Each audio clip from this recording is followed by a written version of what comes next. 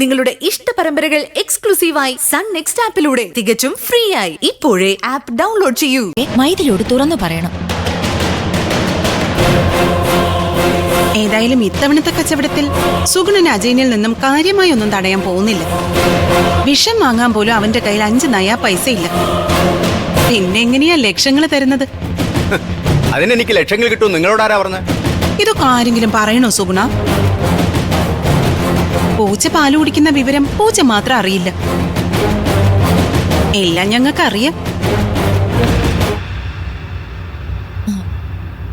ഇനി പറ, ഈ നാടകം നമുക്ക് ഇവിടെ വെച്ച് അവസാനിപ്പിക്കാം. പക്ഷേ താൻ ഞങ്ങളോട് സഹകരിക്കണം. താൻ ഇന്ന് വരെ ചെയ്ത ഏറ്റവും വലിയ കച്ചവടമായിരിക്കും ഇത്. എന്താ, സമ്മതമാണോ? ആഹാ, ഇതാര്? സുഗുണനോ? ഇതെപ്പോ വന്നു? ഇപ്പൊ വന്നേ ഉള്ളൂ മാഡം. പിന്നെന്താ എന്നെ വിളിക്കാതിരുന്നത്? വിളിക്കാൻ ഇവര് സമ്മതിച്ചിട്ടുണ്ട്. അതിന് ഇവരുടെ സമ്മതം ആർക്ക് വേണം?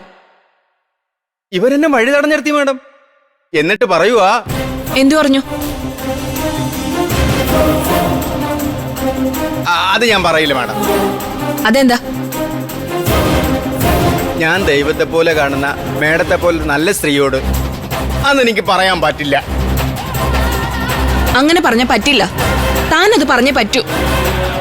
ഇവളുമാരെ എന്താ പറഞ്ഞെന്ന് എനിക്ക് അറിയണം. മാഡം എന്നെ നിർബന്ധിക്കരുത്. എന്റെ സംസ്കാരം എന്നെ അനുവദിക്കുന്നില്ല. അതിൽ കുറഞ്ഞുള്ള സംസ്കാരം തനിക്ക് മതി സൂണ. താൻ കാര്യം പറ. ഇവളുമാരെന്താ പറഞ്ഞത്? അത് പിന്നെ എന്റെ പെങ്ങള് സിന്ധുവും ഇവിടുത്തെ അജയൻ സാറും തമ്മില്